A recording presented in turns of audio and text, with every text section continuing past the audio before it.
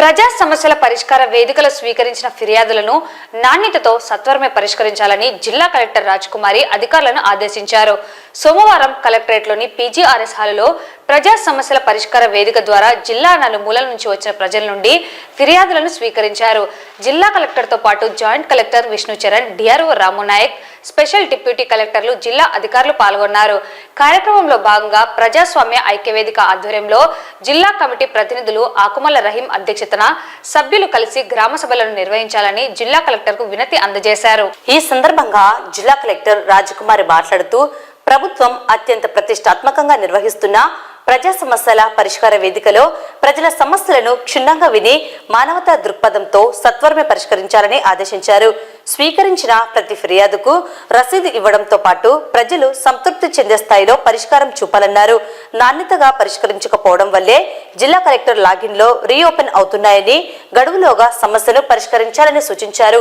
English లో కాకుండా తెలుగులో పూర్తి స్థాయి వివరణలు ఇవ్వాలన్నారు. పెండింగ్ లో ఉన్న 2673 ప్రజా సమస్యలను నిర్ణీత కాల వ్యవధిలోగా పరిష్కరించాలని కలెక్టర్ ఆదేశించారు. ఈ కార్యక్రమంలో 248 మంది అర్జీదారులు తమ సమస్యలను పరిష్కార నిమిత్తం జిల్లా కలెక్టర్ కు అర్జీలు సమర్పించారు. ఈ సమస్యలన్నీ నిర్ణీత కాల వ్యవధిలోగా పరిష్కరించాలని సంబంధిత అధికారులకు ఎండార్స్ చేస్తూ కలెక్టర్ ఆదేశాలు జారీ చేశారు. ఈరోజు మా ప్రజాస్వామ్య పరిరక్షణ ఐక్యవేదిక జిల్లా కమిటీ ఆధ్వర్యంలో నంద్యాల జిల్లా కలెక్టర్ గారికి మరియు నంద్యాల జిల్లా పంచాయతీ అధికారి డిపిఓ గారికి జనవరి నెలలో జరగబో గ్రామ సభల విషయంపై వినతి పత్రం ఇవ్వడం జరిగింది.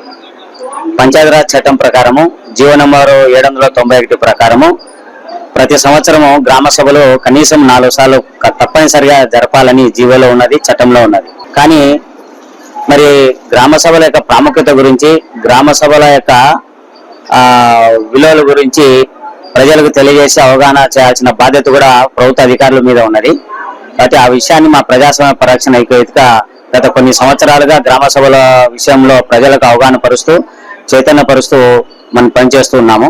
ఈ గ్రామ సభలలో గతంలో జరిగిన గ్రామ సభలలో ఒకే రోజు అన్ని గ్రామాలలో గ్రామ సభ నిర్వహించేటట్లు వీళ్ళు షెడ్యూల్ను తయారు చేస్తున్నారు. ఆ విషయాన్ని కూడా ఇప్పుడు డిపిఓ గారికి మరియు జిల్లా కలెక్టర్ గారికి మేము వినతి ఇవ్వడం జరిగింది. ఒకే రోజు అన్ని గ్రామాలలో అన్ని అధికారులు సమావేశానికి హాజరు కావడం ఇబ్బంది అవుతుంది. కాబట్టి జనవరి 2వ తేదీ నుంచి 10వ తేదీ వరకు జరగాలని చట్టంలో ఉంది.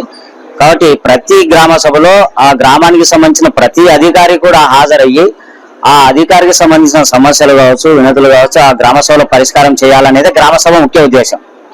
కాబట్టి ఆ దిశగా పూర్తి స్థాయిలో గ్రామ సభలు జరగడం లేదనేది మా ఆవేదన.